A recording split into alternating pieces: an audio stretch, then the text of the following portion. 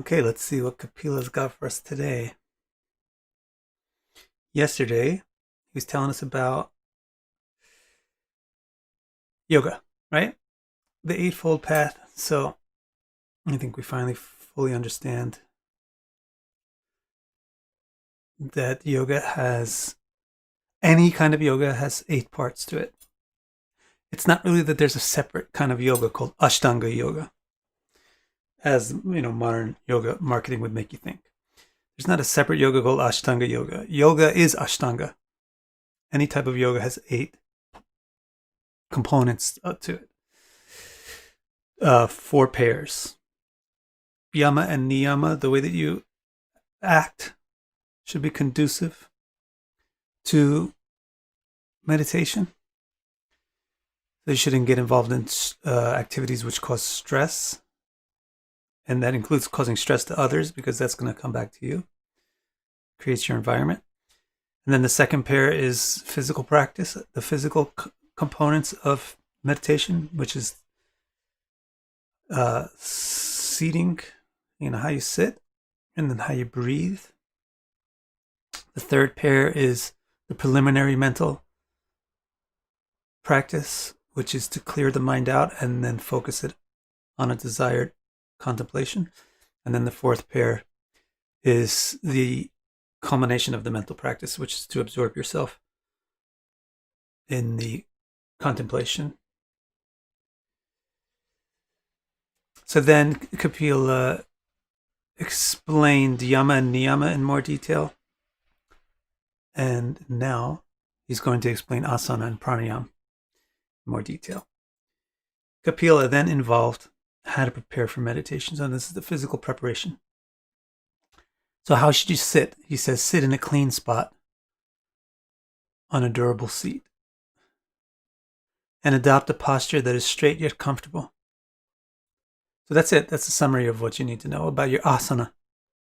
You don't need down dog and up dog and triangle dog and bird and owls and trees, although those things are not bad. They're helpful. But the actual asana for the meditation, actual seat for the meditation, has a simple guideline. Whatever it is, it has to be sukham sthiram, according to Patanjali.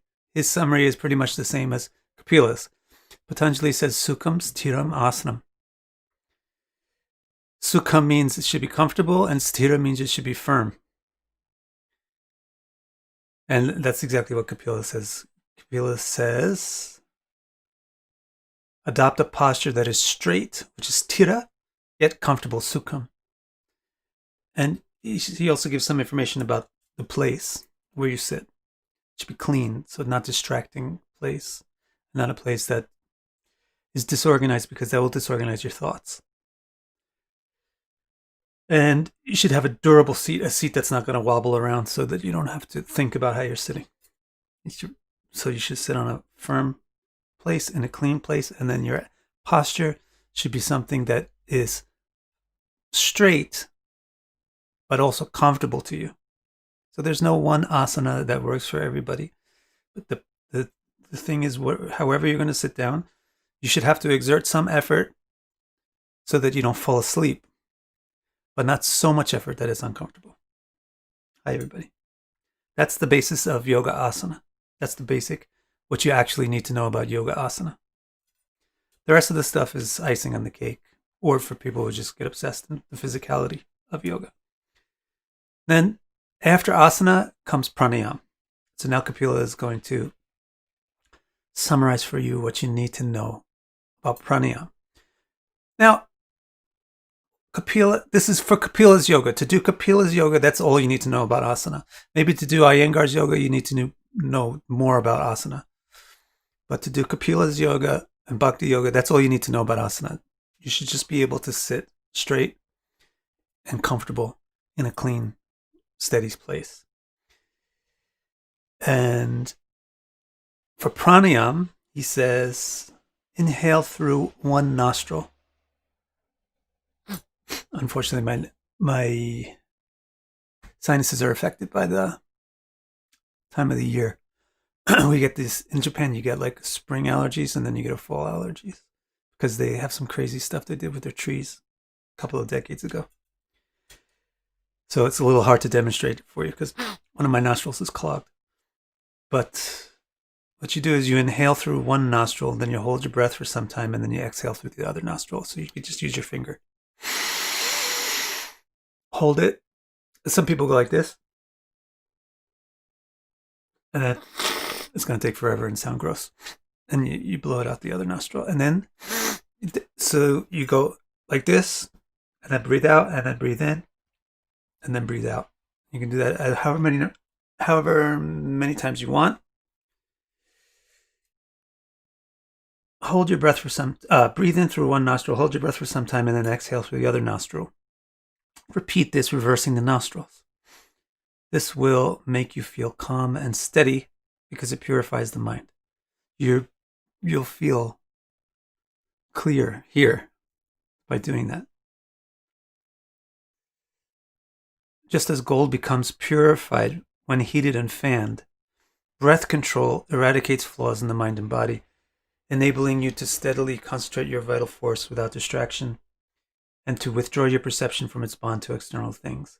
Then you will be able to perform concentrated meditation on that which is beyond the qualities of matters. I remember when I used to live in the Hare Krishna temples, they're supposed to do this meditation every single day for 2 hours, basically. But they don't even really think of it as meditation. It's this chanting japa. It's a mantra meditation. And nobody could do it. Nobody was meditating on it. Everybody was walking around while doing it or thinking about a million things while doing it. And because nobody ever took the time to do the breath control first. In fact, if you did it, you would be thought of as a weirdo. Nobody really even cared to sit correctly. And also, maybe the yums and niyams weren't exactly followed. But it was really the flow was on the asana and especially the pranayama.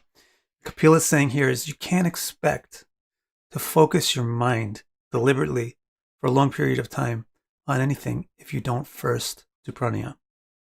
You can't expect any more than you can expect the sun to come out when the clouds are there. First, the wind has to move the clouds out of the way, then the sun shines. So you have to vitalize your mind to make it like you have to stretch, like you stretch before you run a sprint, right? Or you stretch before you play a sport. You have to stretch before you do your meditation, and then that stretches the pranayama. It prepares the mind to be flexible and cooperative because it puts the mind, it's like after a meal, you feel satisfied. After breath control, the mind feels satisfied. So that's why he says it's doing this pranayama is like purifying gold. The way you purify gold with fire and air, the same way it purifies your mind.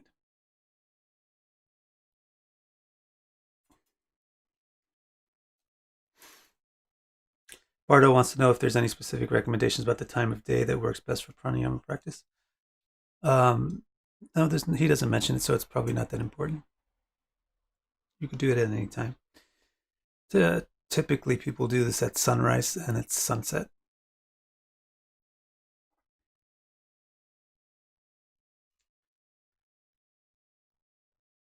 Or in the period or muhurta before the sunrise or the period before the sunset. So like culminating to the sunrise, culminating to the sunset. It's not terribly important, otherwise he would have mentioned it. So then he says, when your mind has been purified by these yogic disciplines, even sitting actually will also purify the mind. If your body is moving around, your thoughts are not going to stand still. Because your thoughts have to process the environment that you're interacting with. So, no, you cannot really do walking meditation. It's not walking meditation, it's walking thinking. And no, you just can't. You have to sit down, otherwise none of these masters of yoga would have called it asana, which means sitting down.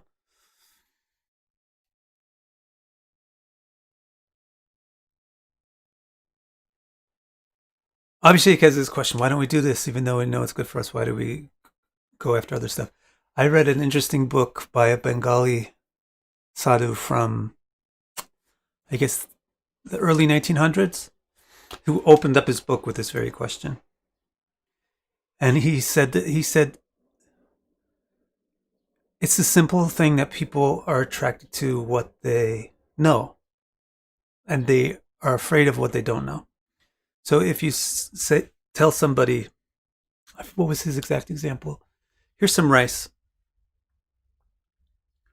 You can have this rice, or I could take you into this dark room over here, and I think there's some kheer over there. Kheer is like very like dessert rice, like really good sweet rice. But I'm not sure. Which one do you want? It says 9 out of 10 people will say, give me the rice. Because if I say, here's $5, or maybe I could give you $50, but I'm not sure, you probably would say, give me the $5. So he says people go towards what they already know about. So that's why even when you're hearing about this stuff, you're not really going to do it as spontaneously as you do all the regular pleasures that you've already grown up seeking. But that's why you have to be patient and gradually try it. The more you gradually try it, the more you realize, oh, it is actually real. It does actually work. When your mind has been purified by these yogic disciplines, park your external vision. You have to park your external vision. So your eyes also wander. If you're conscious, your thoughts flow where your eyes go mostly. The doggies, they have these ears that go around. Rabbits and so forth. We don't, unfortunately, have that. I wish we did. But we have these. We just have eyes that go around, but your consciousness will follow your sense. So what are you going to do with your eyes when you meditate? Most people will close them, but that makes you sleepy. There's a serious problem, a serious challenge to meditation is not falling asleep. Because you become extremely calm and your heart rate slows down, your body temperature drops, etc. It's very much like sleep. So your body will easily fall into sleep. If you also go to any Hare Krishna temple and watch them do their meditation time, 40% of them are asleep. They fall asleep all the time. I'm sure that's the same in other organizations too. So you have to do something. You have to sit in a way that's not too comfortable, otherwise you fall asleep. Similarly, you have to do something with your eyes that doesn't let them look around at things, but also doesn't close them. So the most common recommendation in yogic texts is to slightly keep them open and to look at one thing. And what Kapila is going to recommend here is park your external vision on the tip of your nose and then begin to meditate on the beautiful form of the all-attractive. So you just really close your eyes, almost closed, and you just look at your nose.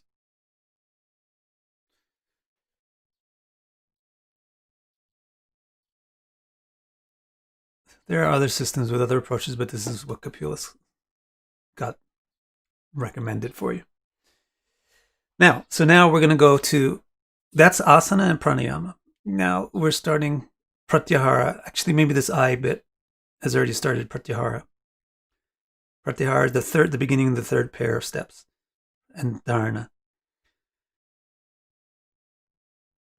Actually, if you read this carefully, we've already covered pratyahara and dharana. Or we've already covered pratyahara.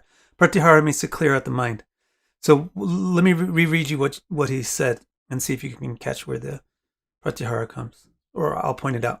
Asana part is here. Sit in a clean spot on a durable seat and adopt a posture that is straight yet comfortable. Now comes pranayama. Inhale through one nostril, hold your breath for some time, then exhale through the other nostril. Repeat this, reversing the nostril. This will make you feel calm and steady because it purifies the mind. Now comes pratyahara, which means clearing the mind. Pranayama is actually instrumental in clearing the mind. Just as gold becomes purified when heated and fanned, breath control eradicates flaws in the mind and body, enabling you to steadily concentrate your vital force without distraction and to withdraw your perception This pratyahara is to withdraw from thoughts and perceptions. So the breath control enables your mind to let go of things. Then you will be able to perform concentrated meditation on that which is beyond the qualities of matter. So now he moves over to the dharana. Dharana is the beginning of the actual meditation. Meditate means to contemplate on something. It's relating to the word media, which means transmission or some object which will be communicated. So to think about something, or at least in Sanskrit, that's in English or whatever Latinized or Greekized word. In Sanskrit, it's dhyana, which means to concentrate, to focus, to contemplate. So you're going to focus your mind on something. That's the point of the meditation. All of the steps so far have been preliminary preparations for it. The way you live, how you sit, the clearing of the mind through breath control is preliminary. Now focus your mind on the point of the meditation. For Kapila, he's saying you should meditate on Bhagavan. So now he's going to describe the beautiful form we should concentrate upon.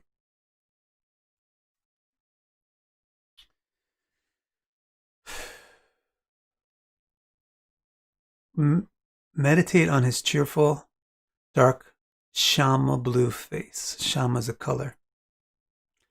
It's a kind of a color that I saw the other day when you get a super dark cloud in the sky, but the rest of the sky is fairly blue. Then the color of that cloud will be shama. It's a black, but it's a black that reflects a bluishness to it and has a bit of luster. So the color shama is a very dark cloud in a fairly bright sky. That's the color of Bhagavan, Krishna. Meditate on his cheerful, dark shama blue face with flower petal eyes and pink lotus. With flower petal eyes like pink lotus buds. The eyes are pink. They're not fully white. They're a little pink. Why? Because he's got a little rajas. He's blushing a little bit in his body, so that will also make your eyes a little bit pink. His hands hold a conch, discus, and mace. So he's got 4 hands. His thighs bear silken cloth that glitters with the color of lotus pollen. So what's the color of lotus pollen? You don't know? It's kind of a orange-tinged yellow. His bare chest is resplendent with the love mark of the goddess Shri. The shining Kaustubha jewel hangs there. The Kaustubha jewel is the most valuable jewel in existence. It is hanging from a fine chain tied around his neck, next to a necklace of forest flowers with delightfully singing bumblebees. He also wears priceless pearls as necklaces, bracelets, anklets, armlets, and a crown of pearls. Apparently, maybe I translated it wrong. A brilliant belt embraces his amazing hips. He exists in the blossomed lotus heart as the supreme vision, bringing peace and delight to the mind's eye. All the worlds eternally seek his incredible beauty with utmost respect and effort. He is eternally young and youthful, and his only hunger is to express affection for his servants. So there is your guidance on how to contemplate the form of Bhagavan. If you think about it carefully, a lot of detail is in there. You want detail. Detail is what the mind eats. So you'll be able to focus on something that has detail. You won't be able to focus easily on something that is non-specific. So once you have the mind cleared, you want to put a detailed contemplation in it. And that will be able to hold your attention on it for a long time. So don't ignore the details. Where are the pearls? Where is the Kaustubha jewel? How is it hanging from his neck? What kind of flowers are they? What do his eyes look like? Those are the things that you have to think about.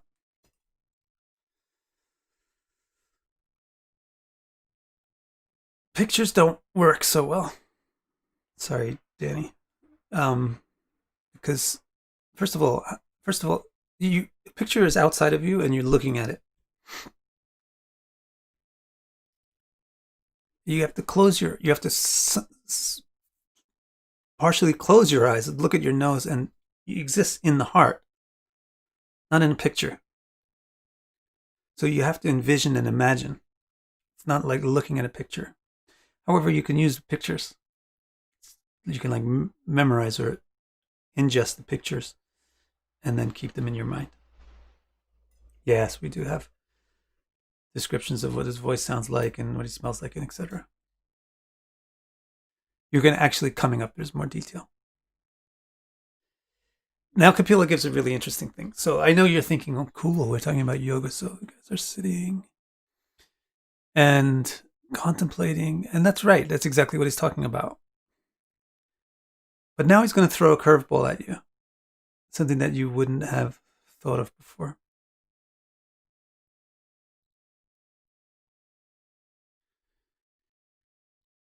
Bardo says, why is it important in Zazen to have a proper posture and abdominal muscles moved in? That's what we already explained. Why do you have that question? Why is it important to have a proper posture? Because you have a proper asana. Why do you have to have your muscles moving to inhale and exhale? Because you have to have proper pranayama. Why is visualization of form so important? Because you need to concentrate on something. Or maybe you answer your own question. I don't know. Anyway, Kapil's going to throw a curveball at you, and right now, he's going to say, this is not the only way to meditate. He says, in fact, there's an easier way to meditate that doesn't even necessarily follow this whole Ashtanga practice. Meditation means to absorb your concentration in something. So there's actually a more effective way to meditate than this yoga style thing. And he's going to explain it now. He says, the most effective way to perform this meditation on his divine form is to perform Kirtan by singing the wonderful poetry that glorifies him.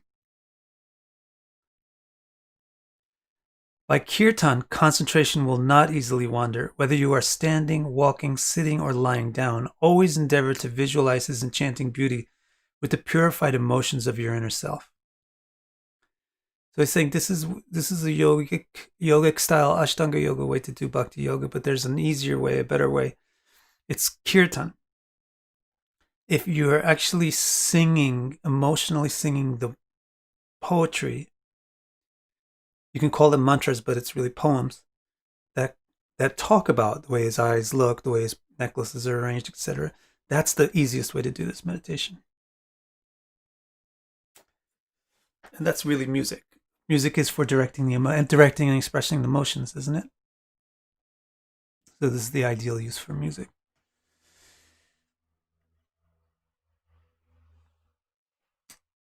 Now, he says, after this general meditation, focus more deeply on each part of his all-attractive form. Meditate specifically, so now he's going to describe going from the feet up. Meditate specifically upon his lotus-like feet. Their soles are adorned with natural marks resembling a thunderbolt, a goad. A goad is like a stick that you drive elephants and buffaloes and stuff with. A thunderbolt, a goad, a flag, and a lotus flower. So if you were into palmistry and things like that, these would be like you hearing about Aries and Taurus and all that stuff. These are special, unique markings on the soles and the palms that are like very, very, very fancy yogas in astrology. Their toes are adorned with splendid, rounded, glittering red nails. Splendid, rounded, glittering red nails, like a row of reddish moons whose light dispels your heart's darkness. The water splashing those feet becomes the best of all rivers. And auspicious Shiva becomes auspicious by holding that sacred water on his head. That's Ganga, Ganges River. Each mark on those all-attractive feet has significance that you should contemplate carefully. For example, the thunderbolt mark strikes the mind's mountain of filth and shatters it. So each mark on the foot has some implication that you contemplate. Meditate on the two calves of the great transcendence. They are on lotus-eyed Lakshmi's lap, who is like the mother of the universal creator to whom all the gods pray. That's interesting. She's like Brahma's mother. She massages those calves with her beautiful flower bud hands. Meditate on his beautiful thighs, riding atop a fine feathered Garuda. They are the reservoir of all strength, brilliantly blue like linseed flowers, glistening in the sunlight. The most exquisite yellow cloth covers them, and his round hips support a belt of bells. Meditate on his navel like a whirlpool in the center of the lake of his abdomen. That lake is the root of all existence, and from it springs forth the lotus that is the home of the self-born Brahma and all the worlds that he creates. Meditate on his two nipples like two exquisite red jewels made more fair by the reflections of white pearls that hang beside them. Feast your mind's eye on his chest, the abode of his supreme manly power, and on his neck, which beautifies the Kaustubha jewel that is worshipped by all the worlds. Meditate upon his arms, which protect the divine protectors of the worlds, ornamented by bracelets polished under the spinning Mount Mandara. They hold the limitlessly blazing 1,000-spoked wheel. That's the Sudarshan chakra. A conch like a white swan playing amidst the red lotuses of his palm. And his dearest mace, named Kondaki, anointed with the bloodstains of enemy soldiers. He was a little bit fierce too. Meditate on his flower necklace surrounded by a singing swarm of bumblebees. Meditate on the purest jewel hanging from his neck, which contains the effulgent principle of conscious beings. This refers to the Kaustubha. Vishnu Purana says, Bhagavan Hari's Kaustubha jewel's inherent nature is to effuse the uncontaminated pure spiritual souls of the universe. Meditate upon the lotus-like face of the all-attractive who accepts these beautiful forms out of desire to reciprocate the love of his devotees. I wonder if any of you heard that. It answers a lot of questions, and it's very deep. Meditate upon the lotus-like face of the all-attractive who accepts these beautiful forms out of the desire to reciprocate the love of his devotees. Next to that face, makara-shaped earrings glitter as they sway, casting illuminations upon the pure complexion of his cheeks and his noble nose. Makara is the fabled Capricorn. The shape basically is a dolphin-like body with an alligator-like head, and it is a symbol of sexual virility. Good news for us. Makara, Basis, the guys, we who have the Makara ascendant. Men wear Makara earrings in Vedic culture to show their power and virility. Meditate on a lotus flower surrounded by bees and decorated by two playfully swimming fishes. Oh, no, it is not a lotus flower. It is his lotus face. They are not two playful fish. They are his two dancing eyes and eyebrows. It's not a swarm of black bees. It is his beautiful, thick, curling black hair. Hold his beautiful image firmly in your mind. Meditate upon the glances he casts, overflowing with compassion, soothing even the most horrible miseries. Meditate upon the smiles that accompany those glances, flooded with favor. Oh, for a long time, hold these images in your innermost heart, with the embrace of flooding emotion.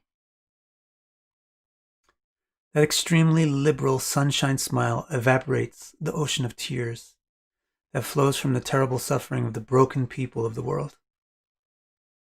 Those glancing eyes and eyebrows display his magical ability to completely enchant even the god of lust with his waving Makara flag. Thus they delight the wise. Oh, it is so natural and easy to meditate upon his laughter. When he laughs, his full, deep red lips reveal his delicate teeth like a row of jasmine bordered by red roses.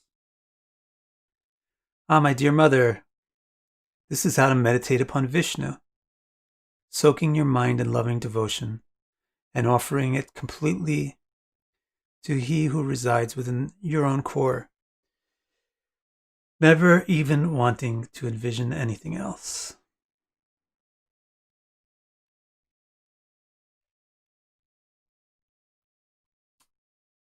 Bardo says, in my opinion, all this singing of Kirtan does nothing to the mind of non-Sanskrit speaking folks. You need to mean what you're singing. That's right. So guess what you should do? Bardo, guess what you should do? Learn the words.